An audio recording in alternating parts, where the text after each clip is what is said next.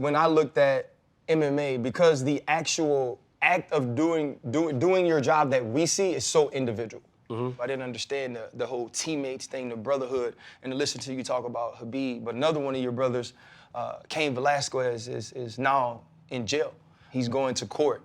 He's in the case for shooting someone while targeting another human or another individual who was accused of molesting, one of his relatives. And when you think about someone like Cain doing what any father, doing what any family member would do just in protection, but now dealing with all the things that he's dealing with, how do you as a brother, how do you as a friend support him through this? I guess the best you can when someone's going through what he is.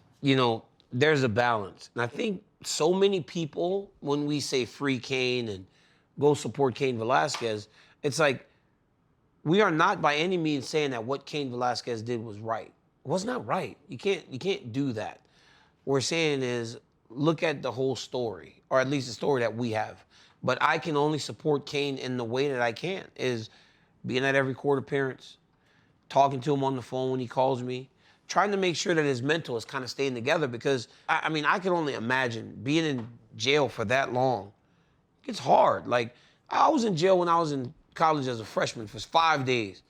Man, my mom's phone bill was like $1,000 because I called it so much collect, dog. I was crying. I definitely cried that night. Bro, I cried. Oh, Lord, you've been crying your whole life. Bro, I was crying my whole life. I got in a fight. I tried to lie to the cops. They were like, man, that is not true. Come to jail. They put me in jail on Friday. They said I couldn't, they said, that shit was crazy. Shift change. No, they said, you can't see the judge until Monday. Yeah.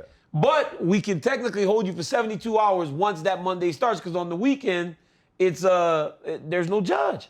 Man, I was in that crying. Then, once I got my act together, I was in Colby, Kansas, though, man. They got like 4 of us in there.